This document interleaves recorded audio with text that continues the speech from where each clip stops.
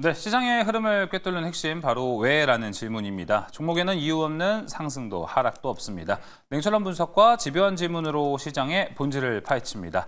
숫자 너머의 진짜 흐름을 지금부터 짚어봅니다. 궁금한 종목 Y 오늘 함께할 분들 소개하겠습니다. 기업공시연구소 변영인 대표, IM증권 도곡센터 이화진 과장 나왔습니다. 어서 오세요. 안녕하세요. 네, 고맙습니다. 반갑습니다. 자, 여러 가지 또 처리해야 될 이슈들이 상당히 많습니다. 자, 하나하나씩 확인해 보겠습니다. 먼저 궁금한 종목 Y 첫 번째 주제부터 공개해 보겠습니다. 자, 앞서 반도체 이야기 나눠봤죠. 미국 트럼프 대통령이 이르면 이번 주 반도체에서 200에서 300% 관세를 부과하겠다고 예고를 했습니다. 반도체 관세가 이제 트럼프의 메시지는 이거죠. 미국 내 생산 시설을 빨리 더 늘려라라는 의미로 우리는 좀 받아들일 수 있을 것 같습니다. 근데 여기서 더 문제가 좀 되는 것은요. 일단은 트럼프 정부가 미국의 인텔 지분 인수를 좀 추진하고 있습니다. 인텔이 언제적 인텔이야라고 하겠지만 우리가 여기서 좀 생각을 해봐야 되는 것은요. 트럼프가 자국 내 기업을 키워주기로 마음을 먹었다면 인텔은 좀 큰 그림, 긴 시간 동안에 우리에게 위협이 될 수도 있고요. 짧은 시간 내에서는요. 마이크론이 그 위협의 대상이 될 수도 있다라는 관측이 함께 나오고 있습니다. 자, 그럼 1등 TSMC도 위협이 될 것이다. 이런 이야기 현재 나오고 있습니다. 근데 또 TSMC는 다를 것도 같습니다. 애꿎은 우리나라 기업들이 좀 걱정이 되고 있는 추세인데요. 변영인 대표님이 보셨을 때 앞서 TSMC가 관세 유예 0%를 좀 받은 바 있습니다. 그러니까 우리나라도 눈높이가 이제 그쪽에 맞춰져 있는 상태인데요. 일단 300%라는 숫자가 나왔습니다. 현재 어떻게 좀 해석을 하십니까? 일단 뭐 세부적인 안이 이번 주 아니면 뭐 다음 주 정도에 이 세부 관세안이 좀 발표가 될 것이다라는 전망이 나오고 있고요. 이 부분은 이전에 100%에 대한 이 관세 부과에 관련된 부분들, 그리고 이 부분이 200%에서 최대 뭐 300%까지 관세를 부과할 수 있다라는 언급이기 때문에 이걸 뭐 300%라고 이제 우리가 기정사실을 좀 받아들이기보다는 일단 세부안에 대한 데이터가 좀 더 중요할 것 같고요. 여기 대해서 러트닉 상무장관이 좀 발언했던 부분을 보면 트럼프 대통령의 임기 안에 미국 내에서 반도체 생산 공정에 관련된 공장을 짓거나 또는 이에 관련된 구체적인 어떤 확약이 보장된다면 관세를 좀 면제받을 수 있다는 단서가 좀 있었습니다. 그렇기 때문에 일단 뭐 중요한 부분들은 대미 투자의 규모 부분들이 높은 기업들은 상당한 부분의 관세를 좀 면제받을 수 있는 가능성이 높기 때문에 이런 관점에서 TSMC가 전체 한 2천억 달러 규모에 대한 대미 투자를 현재 좀 진행하고 있다는 관점에서는 100% 관세에 관련된 면제가 좀 유력하지 않나라고 좀 판단되고 있고, 삼성전자가 2021년도 텍사스 이 텔로팹에 전체적으로 초기에 한 170억 달러 그리고 작년에 한 440억 달러에 대한 투자 규모를 증액을 좀 한 바 있었는데, SK하이닉스가 이 패키징 공정이 한 38억 달러 정도에 대한 규모입니다. 그렇기 때문에 제가 생각할 때 만약에 이 전반적인 어떤 관세를 면제하는 이런 기준들이 과연 대미 투자 규모를 얼마만큼 이 상한선을 좀 제시할 것인지. 하냐에 따라서. 그렇죠. 네. 그래서 이제 상대적으로 삼성전자보다는 SK하이닉스의 대미 투자 규모가 좀 작은 점을 좀 고려할 때 이 부분이 일부 좀 노이즈가 좀 될 수도 있겠다라는 생각이 좀 있고요.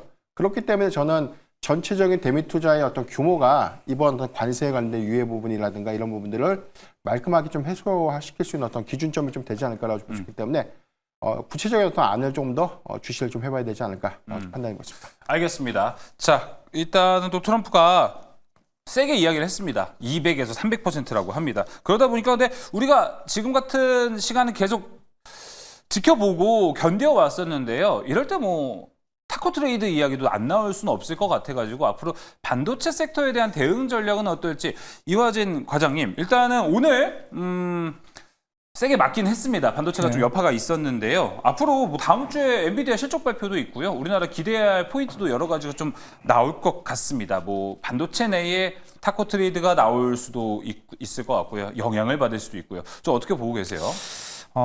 일단 최근에 이재용 회장이 이제 미국에서 방한을 했습니다. 물론 이제 애플, 테슬라 관련된 파운드리 이제 계약을 맺어왔는데, 저는 일단 뭐 물론 제 개인 이제 뭐 뇌피셜이기도 하겠지만은 이제 앞에서 인텔 얘기도 해주셨고, 그러면 지금 이제 당연히 트럼프 대통령은 이제 북미 쪽의 공장 이전을 계속 요구하고 있고, 결국에는 인텔이 아마 조만간에 새로운 제안을 들고 왔을 때 향후에 과연 미국에서는 인텔에 어떠한 도움을 줄 수 있을까에 대한 고민들을 계획들을 봤을 때는 뭐 파운드리 가능성도 있고 그러면 지금 이제 삼성전자가 갑자기 뜬금없이 파운드리 쪽에 부진해왔던 부분들이 뭐 애플이나 테슬라 쪽에 추가적인 계약이 나왔다라는 말이죠. 그러면 향후에 그 전략들이 이재용 회장이 미국에서 출장을 가게 되었을 때 추후에 이제 테일러 팹에 관련된 추가적인 증설에 대한 계획들 뭐 네. 이게 분명히 저는 있을 거라 좀 생각하고 그쵸. 있습니다. 결국에 트럼프 대통령은 그 재임 기간에는 스타게이트를 본격적으로 성공시켜야 되는 이제 가장 큰 과제가 남아 있는 상황에서 너네 메모리가 일단은 관세를 매겨야 될 것 같아. 그러면 관세를 매기게 되면은 당연히 스타게이트 프로젝트는 비용이 굉장히 부담이 될 수밖에 없습니다. 왜냐하면은 마이크론도 저기 대만 쪽에 공장이 있죠. SK 하이닉스와 삼성전자도 대만에 공장이 있고 중국에 공장이 있습니다. 그러면 그 관세를 부담을 또 고스란히 이제 스타게이트 쪽에서 부담을 떠안아야 되는 상황인데 그러면 이제 SK 하이닉스 입장에서는 추후에 엔비디아와 관련된 가격 협상에 대한 어느 정도 협상을 충분히 좀 하지 않았을까를 감안을 했을 때 실질적으로 이제 그런 여러 가지 노이즈들이 어느 정도 충분히 협상에 대해서 어느 정도 마무리가 된다라고 하게 되면 저는 개인적으로 이게 반도체 관세 협상을 200% 300%는 하나의 그냥 플러팅이라 좀 생각을 하고 있는 그렇죠. 상황이기 때문에 결국에는 우리 저 미국 쪽에 공장 이전을 해주면 네. 대신에 너의 고객사들 우리가 만들어줄게 이런 좀 내막이 있지 않을까 좀 생각을 하고 있습니다. 그래서 좀 궁금한 게 타이밍상 트럼프가 뭐 지금 빠르면 이번 주라고 하고 원래는 다음 주 안에도 이 관세 결과가 나올 수는 있습니다. 근데 이번 주 주말이죠. 이제 한미 정상회담이 기다리고 있고 거기에 이제 우리나라 재계 총수들도 다 같이 가는 걸로 나오고 있는데 우리가 이 변곡점이 나오는 포인트를 이번 주 빠르면 나올 수 있다고 하니까 좀 긴장하면서 이번 주를 바라봐야 되는 건지 하면 한미 정상회담 타이밍에 뭐가 좀 달라질 것으로 봐야 되는지가 좀 헷갈리긴 해요. 일단 한미 정상회담에서는 어느 정도 전반적인 뭐 관세와 포함의 여러 가지 산업 섹터와 관련된 뭐 협력에 대한 부분들이 좀 나오지 않을까라고 생각을 하고 있고 물론 이재명 대통령도 한 달 전쯤이죠. 이제 대그룹 총수들과 이제 미팅을 한 번씩 다 가졌습니다. 네. 충분히 그와 관련된 여러 뭐 너네 회사들은 어느 정도 투자를 해올 수 있냐 이미 종합적인 의견들이 다 충분히 종합적으로 고려를 해봤을 때 아마 삼성전자든 현대차든 아니면은 여러 가지 큰 이제 대그룹 입장에서는 아마 추가적인 증설 얘기가 나오지 않을까 싶습니다. 물론 이제 우리가 삼성전자가 파운드리 수율이 40~50%까지 올라왔다라고 가정을 하지만은 갑작스럽게 애플은 왜냐하면 애초부터 이제 물론 삼성전자 파운드리 썼지만은 경쟁사입니다. 네. 경쟁사가 있는 회사에 파운드리를 맡긴다는 거는 예전에 그런 기술 노출에 대한 우려가 있었기 때문에 그 파운드리를 완전 TSMC로 바꿨죠. 그런데 갑작스럽게 이렇게 삼성전자에 줬다라는 거는 그만큼 이미 이제 시장에서는 이미 협상이 대해서 나왔었고 결국에는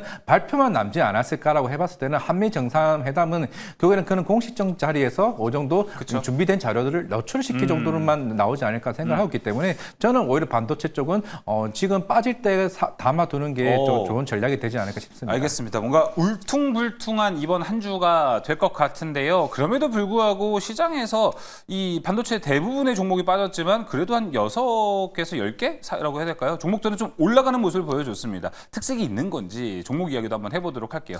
변정희 대표님은 탑픽 종목을 좀 어디로 뽑으신 겁니까? 예, 저는 삼성전자를 좀 강조드리고 싶은데요. 삼성이요? 네, 최근에 수급 동향들을 관점에서 뭐 반도체 관련된 일부 노이즈가 반영된 측면도 있었고 아시아권 증시가 최고가를 좀 경신했던 그런 흐름들과 좀 대조적으로 국내 경우에는 대주주 양도세에 관련된 노이즈가 뭐 재차 어떤 시총 상위 종목들에 대한 수급 정책을 좀 작용을 했다는 점, 이 점들을 감안해봤을 때 역으로 반도체에 관련된 리스크가 좀 완화되거나 대주주 양도세에 관련된 어떤 리스크 요건들이 좀 크게 해소가 되는 어떤 구간이라면 수급 반등을 저는 빠르게 좀 이뤄낼 수 있지 않을까라고 좀 판단해 보겠습니다. 역시나 테일러 팹에 관련된 어떤 가동률 상향 기대감인데 이 부분은 파운드리 부분과 HBM 기술력에 관련된 회복, 경쟁력 강화 관점에서 오히려 상반기보다 하반기 그리고 내년도에 어떤 기대 요인들이 좀 될 수 있기 때문에 삼성전자의 경우에는 최근의 노이즈를 오히려 좀 매수의 기회로 활용해 볼 수 있겠다라고 좀 표현드리겠습니다. 네, 오늘 삼성전자 이야기 해주셨고요. 이어서 이화진 과장님은요?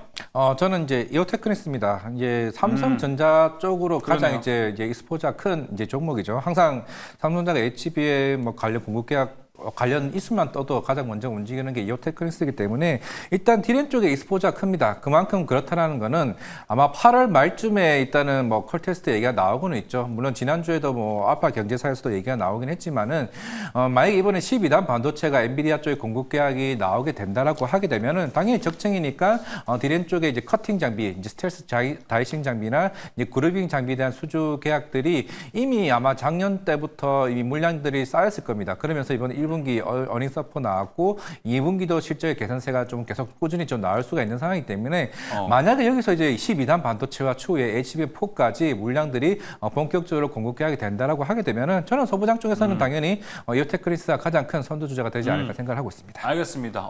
두 분 모두 일단은 삼성전자 그리고 삼성전자 밸류체인 쪽으로 좀 강조했습니다. 분위기가 바뀌고 있는 걸까요? 잘 체크해 보시면 좋을 것 같습니다. 자, 이제 두 번째 주제로 넘어가 보겠습니다. 궁금한 종목 Y 두 번째 주제 공개해 주시죠. CPI 무난하게 넘어갔었는데 PPI 생산자 물가지수가 급등하면서 금리 인하 기대감이 좀 꺾이기 시작했습니다. 이제 금리 인하로 가는 길이 이렇게 멀고도 험합니다, 여러분.